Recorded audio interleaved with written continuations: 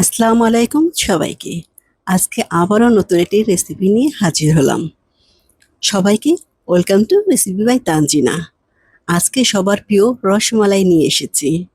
রসমালাই নাম নিলেই সবার প্রথমে মনে পড়ে কুমিল্লার রসমালাইয়ের কথা। কুমিল্লার রসমালাই যারা খেয়েছেন তারা জানেন এটা অনেক মজার হয়। আজকের এই রসমালাই তৈরির সহজ রেসিপিতে চেষ্টা করেছি সেই কুমিল্লার স্বাদটি আনার জন্য। অনেকেই রসমালাইয়ের মিষ্টিগুলো শিরাতে দিলে সাথে সাথে গলে যায় বা দুধের সাথে জাল দিলে ভেঙে যায়। আশা করছি ভিডিওটা না টেনে পুরো মনোযোগ দিয়ে দেখলে আপনার মিষ্টিগুলো ভাঙবেও না, গলবেও না। এই রসমালাইগুলো দেখতে যেমন সুন্দর লাগছে, খেতে অসাধারণ। একবার হলো রেসিপিটি বাসায় ট্রাই করে দেখবেন। আশা করি সবার ভালো লাগবে। তাহলে চলুন রেসিপিতে চলে যাই। আমি একটি পাত্রে 1 কাপ গুঁড়ো দুধ নিয়ে নেব।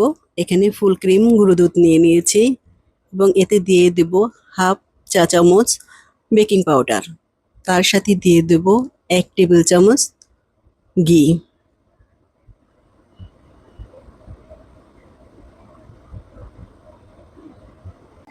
এখন দুধের সাথে সবগুলো উপকরণ আমি ভালো করে মিশিয়ে নেব।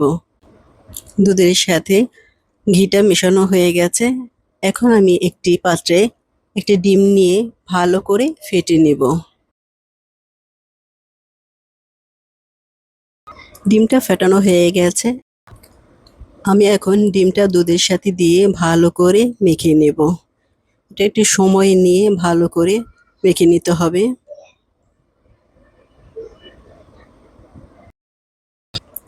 এই মিশ্রণটা প্রথমে একটু নরম থাকবে, ঘাবড়ানোর কিছু নেই।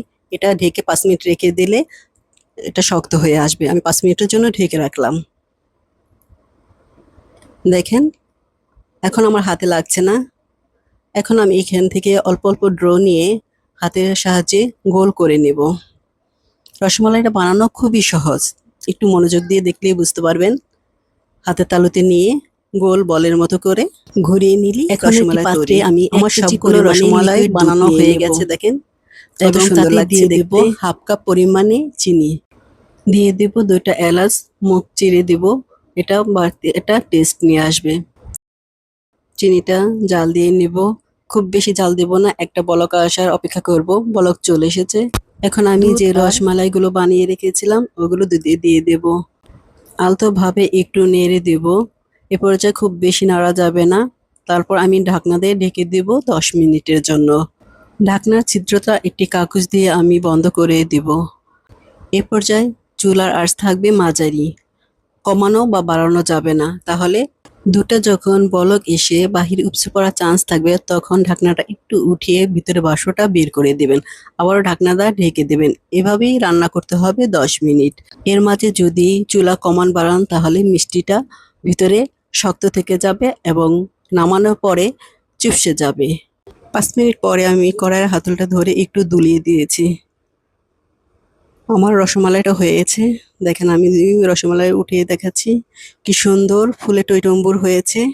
এই রেসিপিটা ফলো করলে আপনার মিষ্টিগুলো শক্ত হবে না আর ভেঙেও যাবে না, নামানোর পরে চুপসেও যাবে না। এখন আমি একটি মালাই তৈরি করে নেব। তার জন্য 1 কাপ পরিমাণে দুধ দেব এবং এটা জাল দিয়ে ঘন করে নেব। দেখেন আমার মালাই তৈরি প্রায় হয়ে এসেছে। এখন এতে দিয়ে দেব আগে থেকে যে রসমালাই তৈরি করে ঠান্ডা করে নিয়েছি।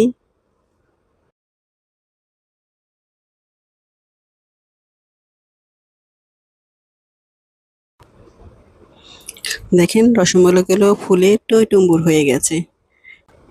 এখন আমি এই রসমালাইগুলো ঢাকনাতে ঢেকে 5 মিনিট জাল করে নেব। আলতো করে একটু নেড়ে দেব, তারপর ঢাকনা দিয়ে ঢেকে দেব 5 মিনিটের জন্য। 5 মিনিট হয়ে গেছে। দেখেন আমার রসমালাই হয়ে গেছে। যদি আমার এই রেসিপিটি ভালো লেগে থাকে এটা লাইক দিবেন, কমেন্ট করে জানাবেন। আমার রসমালাই তৈরি হয়ে গেছে। এখন আমি আপনাদের সার্ভ করে দেখাবো। রেসিপিটি যদি ভালো লেগে থাকে বাসায় একবার হলেও ট্রাই করবেন। আশা করি সবাই পছন্দ করবে। ভিডিওটি ভালো লেগে থাকলে একটা লাইক দিবেন, কমেন্ট করবেন, বেশি বেশি করে শেয়ার করবেন, সাবস্ক্রাইব করে পাশে থাকবেন নতুন নতুন এমন অনেক ভিডিও পেতে। ভালো থাকবেন, সুস্থ থাকবেন। আল্লাহ হাফেজ।